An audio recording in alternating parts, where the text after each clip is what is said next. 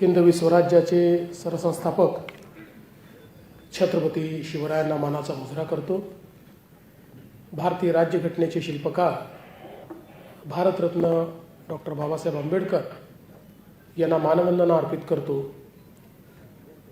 देशाचे कर्तव्यनिष्ठ प्रधानमंत्री माननीय नरेंद्र मोदीजी यांच्या नेतृत्वात आज स्वदेशी 4G मोबाईल नेटवर्कचा जो आपण शुभारंभ करतोय, त्या कार्यक्रमामध्ये मंचावर उपस्थित असलेले महाराष्ट्राचे लोकप्रिय उपमुख्यमंत्री श्री एकनाथराव शिंदेजी, केंद्रीय राज्यमंत्री रक्षाताई खडसे, मंत्रिमंडळातील आमचे सहकारी चंद्रकांत दादा पाटील, माधुरीताई मिसाळ, या ठिकाणी विशेष उपस्थित असलेले एअरटेलचे प्रमुख CMD श्री सुनील मित्तलजी, श्री RK गोयलजी, श्री कटवाणी सागर निपाणीजी, श्री हरिंदर कुमार मक्कर,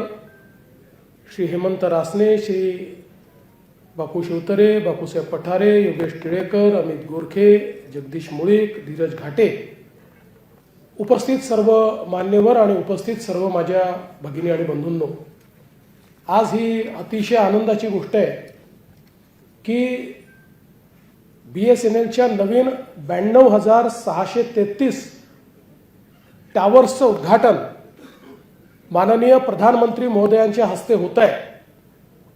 ओरिसामध्ये ते उद्घाटन करणार आहेत आणि आपण इथनं लिंकवर त्यांच्याशी जुडलेलो आहोत। या 92,633 नवीन टावर्समध्ये जवळपास या ठिकाणी 9,020 टावर्स हे आपल्या महाराष्ट्रातले आहेत आणि आज देशातल्या 24,680 गावांना 4Gचं नेटवर्क हे या नवीन टावर्सच्या माध्यमातून उपलब्ध होणार आहे। आपल्याला कल्पना आहे की 21व्या शतकाच्या सुरुवातीला देशाचे तत्कालीन पंतप्रधान माननीय अटल बिहारी वाजपेयीजींनी गोल्डन क्वाड्रिलॅटरल आणि प्रधानमंत्री ग्राम सडक योजना या दोन महत्त्वाच्या योजना सुरू केल्या।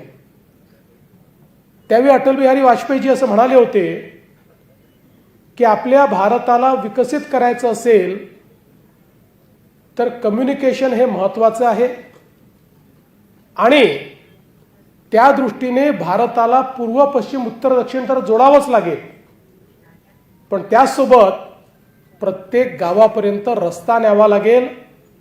कारण जेव्हा गावामध्ये रस्ता जातो त्यावेळी तो केवळ रस्ता नसतो, तो विकासाचा मार्ग असतो।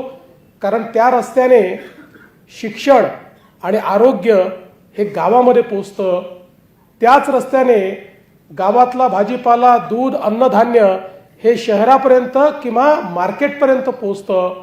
त्यामुळे एक रस्ता हा अर्थव्यवस्थेची वाहिनी म्हणून त्या ठिकाणी काम करत असतो आणि या देशातल्या 6 लाख गावांपर्यंत रस्ता पोहोचवण्याचं काम श्रद्धेय श्री अटल बिहारी वाजपेयीजींनी केलं।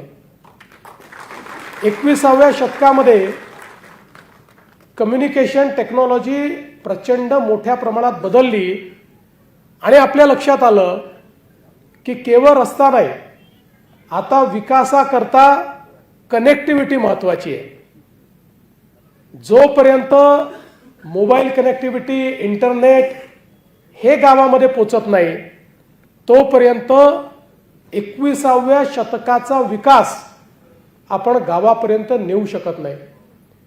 आणि म्हणून माननीय प्रधानमंत्री मोदीजींच्या नेतृत्वात गावागावापर्यंत 4Gचं नेटवर्क पोहोचवण्याचा प्रयत्न सुरू झाला, टावर्सची निर्मिती करणं सुरू झालं आणि याच्यामध्ये सगळ्यात महत्त्वाचं काय होतं तर 2020 साली या संदर्भातलं पहिल्यांदा ज्यावेळेस टेंडर काढलं त्यावेळी फारसं कोणी रिस्पॉन्ड केलं नाही. कारण जगामध्ये स्वीडन, चायना, फिनलंड आणि साऊथ कोरिया 4 देशांकडे तंत्रज्ञान होतं. ते तंत्रज्ञान देण्याची क्षमता चीनची होती, पण चीन आपल्याला ते देणार नव्हतं आणि म्हणून त्याला योग्य प्रकारचा रिस्पॉन्स आला नाही. त्याच वेळी देशाच्या प्रधानमंत्र्यांनी हा निर्णय केला की आत्मनिर्भर भारत बनवायचा असेल तर तंत्रज्ञानाकरता दुसऱ्यावर अवलंबून आम्ही भारताला ठेवणार नाही आणि स्वदेशीचा नारा देत आपल्या देशातल्या कंपन्यांना त्या ठिकाणी एकत्रित करून त्यांच्या माध्यमातून आपल्याला हे कसं करता येईल याचा प्रयत्न सुरू झाला. आणि मग सीडॉट, ITI, IIT, Tejas ITI, TCS आणि BSNL असे सगळे एकत्रित आले आणि शुद्ध 100% देशी तंत्रज्ञानावर आधारित आम्ही या टावरच्या माध्यमातून 4G ची निर्मिती केली आणि जगातला 5वा देश हा भारत बनला. एक लक्षात ठेवा, भारताला ज्या ज्या वेळी कोणी चॅलेंज केलाय त्या त्यावेळी भारताने उत्तर दिलेलं आहे, आपली क्षमता दाखवून दिलेली आहे. आणि आजही काही देश आपल्याला चॅलेंज करतायत, पण हे जे 4Gचं उत्तर आपण दिलेलं आहे तशाच प्रकारे कोणीही भारताला दाबण्याचा प्रयत्न केला तरी भारताच्या प्रधानमंत्र्यांमध्ये ही क्षमता आहे की या भारतातील जे ज्ञान आहे, जे तेज आहे, जी कर्मण्यता आहे याला एकत्रित करून जगाला आम्ही उत्तर देऊ शकतो. आणि तेच उत्तर म्हणजे आजचा कार्यक्रम आहे की ज्याच्यामध्ये शुद्ध स्वदेशी तंत्रज्ञान हे आम्ही या ठिकाणी तयार केलं आहे. आज गावामध्ये ज्यावेळी इंटरनेट पोहोचतं, कनेक्टिव्हिटी पोहोचते, त्यावेळी गावाला आपण जगाशी जोडत असतो. आज आपल्याला माहिती आहे की आरोग्य सेवेमध्ये जर कनेक्टिव्हिटी असेल तर जगातला किंवा देशातला जो सगळ्यात चांगला डॉक्टर आहे तो त्या गावाला न जाता देखील त्या गावातल्या पेशंटला ट्रीट करू शकतो. त्या गावामधल्या शाळेची क्षमता किती असू द्या, पण जगातलं सर्वोत्तम शिक्षण हे त्या ठिकाणी आपण देऊ शकतो. त्या ठिकाणी आमच्या शेतकऱ्यांकरता वेदर अपडेट देण्याकरता जी व्यवस्था आहे ती व्यवस्था आपण उभी करू शकतो आणि त्यांना वातावरणातल्या बदलाचा जो परिणाम होतोय त्या संदर्भातले अलर्ट्स हे कितीतरी आधी आपण देऊ शकतो, जेणेकरून ते आपलं नुकसान टाळू शकतात. एवढंच नाही तर आज आता नुकतंच आपण नागपूरच्या सातनवरीला स्मार्ट विलेज तयार केलं. इंटरनेट ऑफ थिंग्स आणि आर्टिफिशियल इंटेलिजन्सचा उपयोग करून त्या ठिकाणी आपली जी शेती आहे ती देखील स्मार्ट केली, सर्व प्रकारच्या व्यवस्था स्मार्ट केल्या. हे का शक्य होतं? हे शक्य होतं कनेक्टिव्हिटीमुळे.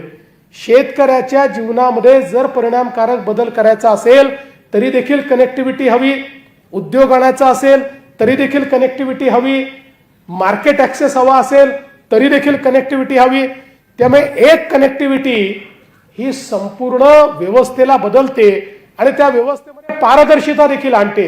याचं कारण काय आहे तर तंत्रज्ञानाचा सगळ्यात मोठा फायदा असा आहे, एखाद्या व्यक्तीला जेव्हा तुम्ही एखादी गोष्ट मागता त्यावेळी ती व्यक्ती तुम्ही श्रीमंत आहे की गरीब आहे पाहू शकतं, तुमची जात पात भाषा धर्म पाहू शकतो, पण तंत्रज्ञान व्यक्ती बघत नाही, त्याचा जात धर्म बघत नाही, तो गरीब आहे की श्रीमंत आहे बघत नाही.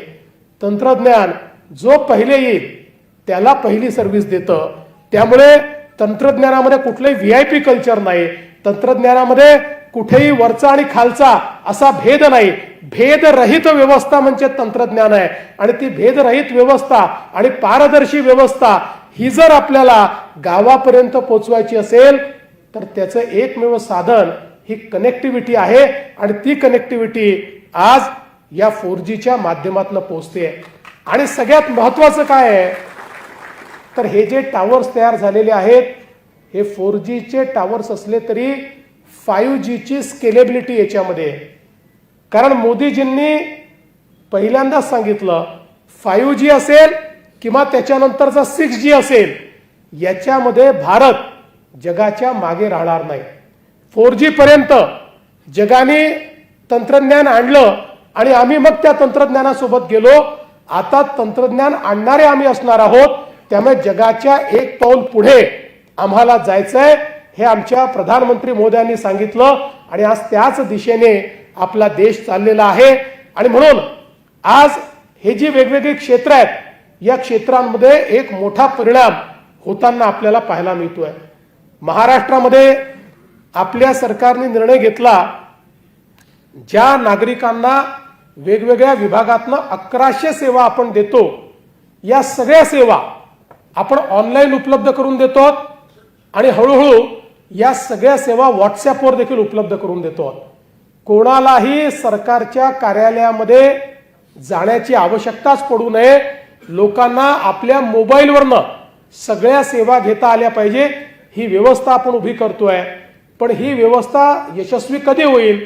ज्यावेळी चांगली कनेक्टिव्हिटी 4Gची कनेक्टिव्हिटी ही गावोगावी पोचेल, त्यावेळी मग गावातल्या व्यक्तीलाही काही अडचण येणार नाही. त्याला जी सेवा पाहिजे त्याकरता ग्रामपंचायतच्याही कार्यालयात जायची आवश्यकता नाहीये, तालुक्यालाही जायची आवश्यकता नाहीये. आपल्या मोबाईलवर सगळ्या सेवा तो प्राप्त करू शकेल. आणि यातल्या तर 90% लोकांना ज्या सेवा लागतात त्या सेवा पुढच्या 2च महिन्यामध्ये आम्ही एंड टू एंड या डिजिटाइज करतो आहोत. म्हणजे त्यातनं होणार असं आहे की एखाद्याने एखाद्या सेवेकरता अप्लाय केला तर त्याची फाईल कोणाच्या टेबलवर आहे हे देखील त्याला पाहता येईल आणि वेळेमध्ये ती सेवा त्याला प्राप्त झाली की नाही हे त्याला त्याच्या मोबाईलवरच कळेल. आणि झाली नाही तर त्या अधिकाऱ्याला फाईन करा अशा प्रकारचा अर्ज देखील त्याला देता येईल. अशा प्रकारची व्यवस्था आता महाराष्ट्रामध्ये आपण उभी करतो आहोत. आपला जो कायदा आहे त्या कायद्याची खऱ्या अर्थानं अंमलबजावणी आपण करतो आहोत. पण या सगळ्या गोष्टीचा बॅकबोन काय आहे? त्याचा बॅकबोन आहे कनेक्टिव्हिटी. त्याचा बॅकबोन आहे या ठिकाणी ही जी काही इंटरनेटची सिस्टीम आहे ही सिस्टीम. आणि म्हणूनच आज आपल्याला माहिती आहे की मोदीजींनी भारत नेटच्या माध्यमातून गावोगावी फायबर नेण्याचा प्रयत्न सुरू केला. आपल्या महाराष्ट्रातही आपण मोठ्या प्रमाणात फायबर घेऊन गेलो आहोत. आता आपल्याला त्याचा सेकंड जो एक विषय तो आपले मोदीजी या ठिकाणी पोहोचलेले आहेत. त्यामुळे आजच्या कार्यक्रमाच्या निमित्ताने मी BSNLचं आणि सगळ्या लोकांचं मनापासून अभिनंदन करतो आणि महाराष्ट्राच्या वतीनं मोदीजींचे आभार मानून मी माझे 2 शब्द संपवतो. धन्यवाद. जय हिंद, जय महाराष्ट्र.